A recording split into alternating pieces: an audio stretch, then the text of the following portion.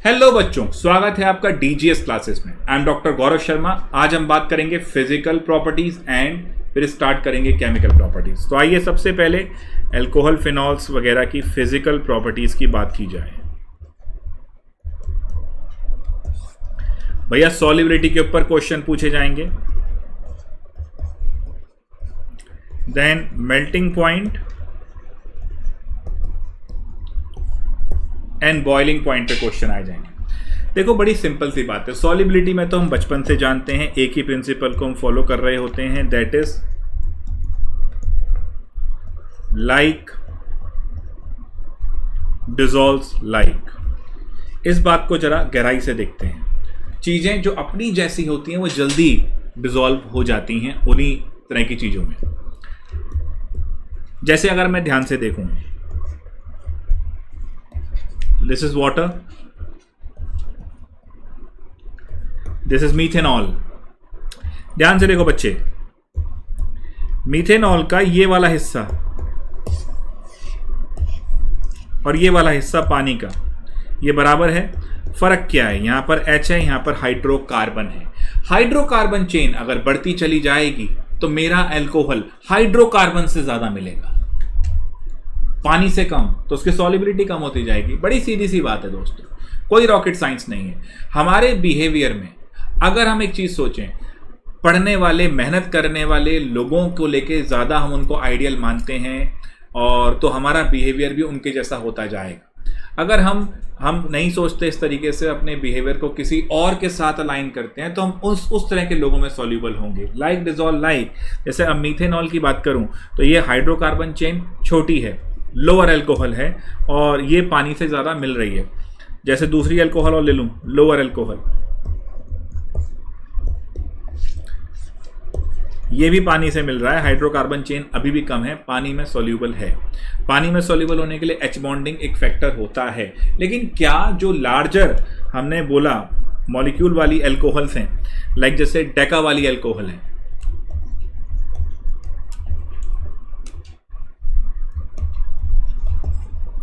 ये वाली आ गई, क्या ये भी मेरे बच्चे पानी में सॉल्यूबल है? बहुत कम सॉल्यूबल हो गई।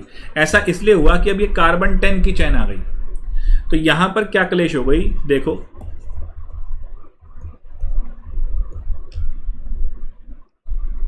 अब मुसीबत ये है कि जो पानी था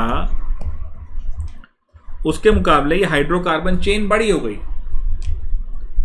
तो अब ये जो मॉलिक्यूल है ये हाइड्रोकार्बन से ज्यादा मिलता है, और हाइड्रोकार्बन हम जानते हैं बीइंग ऑर्गेनिक कोवलेंट, वो नॉन पोलर सॉल्वेंट में डिसॉल्व होते हैं। तो ये भी अब नॉन पोलर में ज्यादा होगा, पोलर में कम। क्लियर है? तो पानी में डिसॉल्व होने के लिए दो कंडीशन चाहिए होती है, मैं कई बार कह चुका हूं। एक तो पहले पोलर हो और दूसरा एच बॉन्डिंग करे। ये आपने अभी देखा था हेलो एल्केन हेलो अरीन के वीडियोस में, जब मैं एनसीईआरटी के क्वेश्चन करा रहा था तो वहां भी मैंने कराया था कि alkyl halide though polar are immiscible with water. Why is it so? Because alkyl halide में हम हाइड्रोजन बॉन्डिंग नहीं देखते, क्योंकि जो मेजर एल्काइल हैलाइड है वो क्लोराइड और ब्रोमाइड वाले हैं, वो एच बॉन्डिंग नहीं करते। फ्लोराइड होता तो हम सोचते, वो नहीं करते, तो इसका मतलब वो वाटर में जो है वो इनसॉल्यूबल रहते हैं।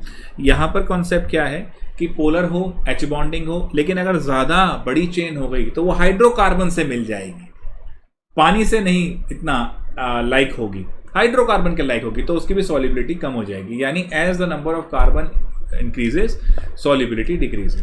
तो ये जो कॉन्सेप्ट आया सॉल्युबिलिटी का आया। अब देखो मेल्टिंग पॉइंट, बॉइलिंग पॉइंट का।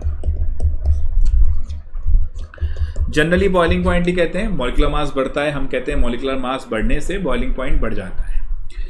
अल्कोहल में फायदा यह है कि एक तो पोलैरिटी आ गई, एक एच बॉन्डिंग हो गई। एच बॉन्डिंग हो जाने की वजह से एसोसिएशन अच्छा होगा पार्टिकल का।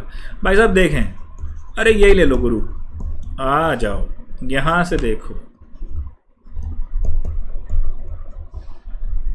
तो मेरे भाई ये देखें अट्रैक्शन, ये इसके साथ अट्रैक्ट, ये इसके साथ अट्रैक्ट। ये जो मैं एसोसिएशन कह रहा हूँ ये एच बॉन्डिंग है। वैसे आप सब जानते हैं एच बॉन्डिंग, किसी को कोई शक व शुबा हो एच बॉन्डिंग में तो इसी चैनल पे प्लेलिस्ट देखिए क्लास 11 की, वहाँ आपको एच बॉन्डिंग, हाइड्रोजन बॉन्डिंग मिल जाएगा। अब बेटा यहाँ पर बड़ी सीधी सी बात है कि ये जो मैंने बात करी ये एच बॉन्डिंग है, इसकी वजह से पार्टिकल में एसोसिएशन अच्छा है, अगर इंट्रा मॉलिक्यूलर फोर्सेस अच्छी हो जाती हैं तो बेटा पार्टिकल को दूर करना मुश्किल हो जाता है, तो मेल्टिंग बॉइलिंग पॉइंट बढ़ गया।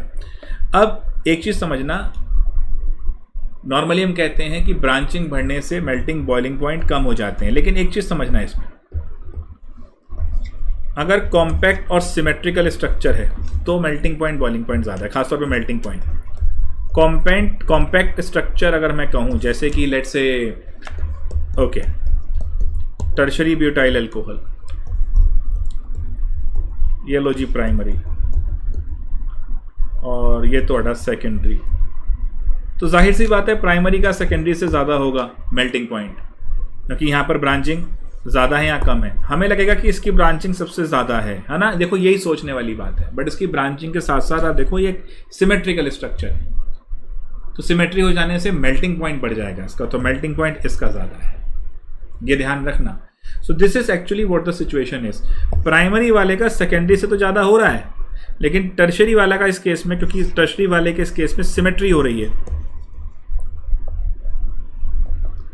तो इस सिचुएशन में मेल्टिंग पॉइंट ज़्यादा हो गया, ये ध्यान रखना। बाकी एच बॉन्डिंग का ही करेक्टर है। अब आ जाते हैं केमिकल प्रॉपर्टीज़ की तरफ।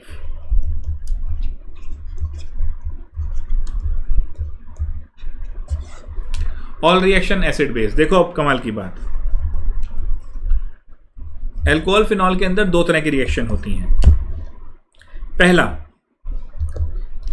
जो OH है हमारे पास, इसमें ये वाला बॉन्ड ब्रेक हो जाए। दूसरा, जो OH है हमारे पास, उसमें ये वाला बॉन्ड ब्रेक हो जाए। देखो एक तरह से देखा जाए तो यहां पर ये एसिडिक करेक्टर शो करेगा, और यहां OH हटा रहा है तो बेसिक, यही तो जाहिर सी बात है दिमाग में बैठाने के लिए। OH कब निकालेगा, अब आ जाओ जरा, जहां पर क्लीवेज ऑफ OH बॉन्ड की बात करेंगे।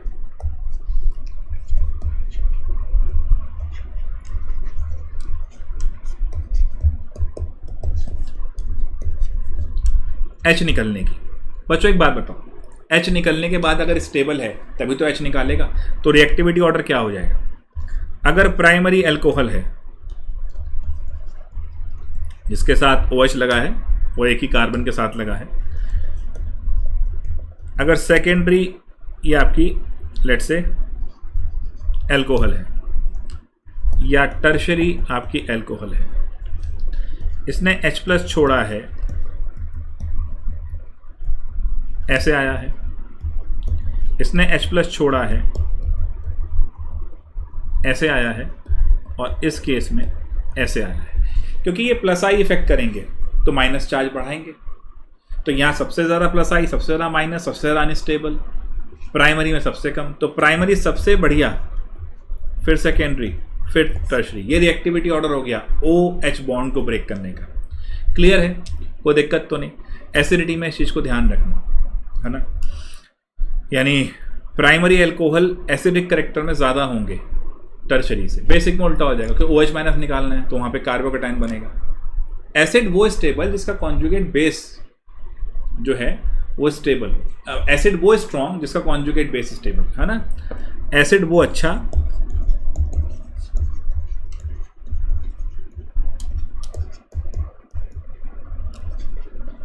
जिसका कॉन्जुगेट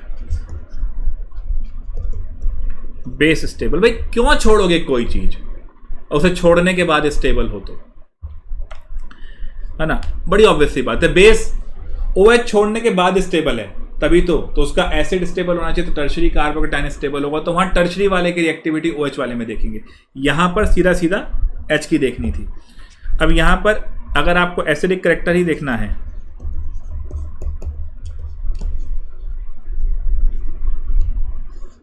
तो अल्कोहल और फिनॉल में कौन ज्यादा एसिडिक, एसिडिक करेक्टर कौन ज्यादा एसिडिक,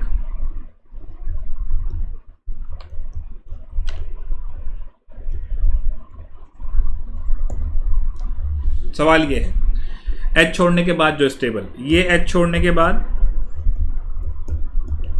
O-, ये H छोड़ने के बाद C2H5O-, इसके पास रेजोनेंस, इसके पास नहीं, ये नेगेटिव चार्ज को घुमा पाएगा रिंग में, ये नहीं, ये ज़्यादा स्टेबल, ये बढ़िया एसिड।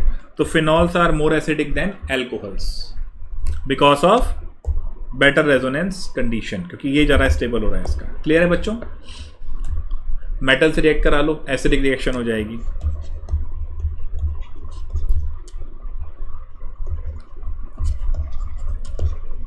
आपको पता है H2 निकाल देगा, ठीक है। एल्कोक्साइड होते हैं तो सोडियम मिथॉक्साइड। कहाँ यूज़ करेंगे? अभी ईथर में करेंगे। विलियम के लड़के की रिएक्शन, विलियमसन सिंथेसिस। फिनॉल ले लो भाई साहब, वो तो खाली R चेंज हुआ ना, बिहेवियर तो OH का है। एसिडिक करेक्टर चलो बढ़िया है, वो अलग बात है।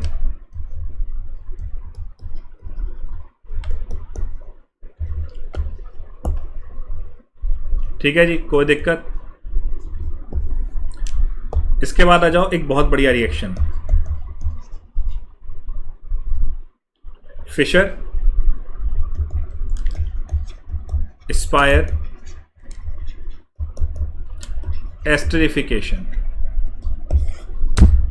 क्लास 10th वाली है ना। एल्कोहल की रिएक्शन है, फिनॉल की रिएक्शन है, बट ये H का निकलना। देखो मुद्दा क्या है, याद है? ये मान लो हम कर रहे हैं, यहां पर H+ डाल रहे हैं, एसिडिक मीडियम। ये H+ क्या कर सकता है? इस OH पे या इस पे अटैक कर सकता है।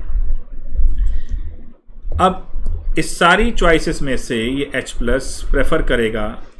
इस केस में प्रेफर तो हम भी उसी प्रोडक्ट को करेंगे जब ये इस पे जाएगा। जैसे ये इस पे गया, इस O पे प्लस आया। अब देखते जाना जलवा, मैकेनिज्म समझा रहा हूँ। प्रोडक्ट तो तुम्हें पता है, 10th में पढ़ा था। तो अब ये वाला जो है, ये इस पे प्लस स्लाइड, इस पे माइनस स्लाइड, ये जाके इस पे अटैक करेगा जब से प्लस आना शुरू हुआ। तो बस बड़ा लाजमी सी बात है कि अब ये OCH3 यहाँ अटैक कर रहा है और ये इस पे H है। तो इसने अपनी तरफ खींचा, इसने अपना वाला इस कार्बन को दिया, इतना काम हुआ बस।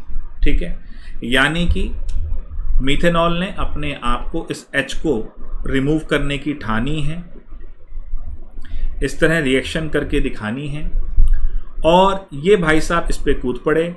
वो तब जब इसको एक्टिव किया एक एसिड के H ने, यहां पर जाकर O को प्लस दिया। O कहता है हमें प्लस दोगे भाई, कार्बन हमारे सामने तुम प्लस लो ना यार, हम क्यों प्लस लेंगे।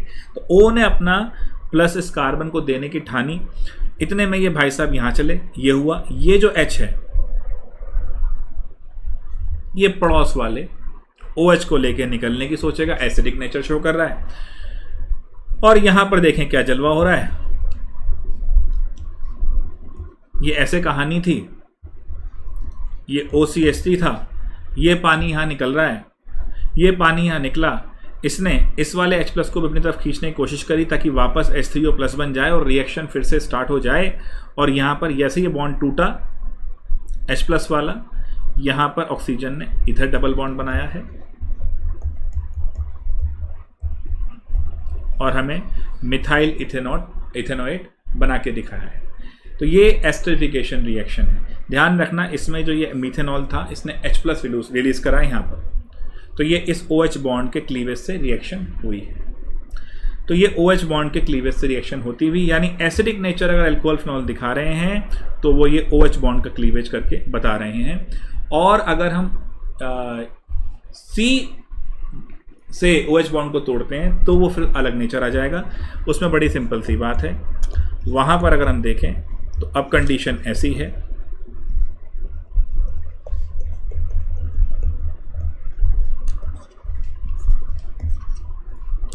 यहाँ पर इसने ब्रेक किया। याद है एसिड में क्या बताया था मैंने?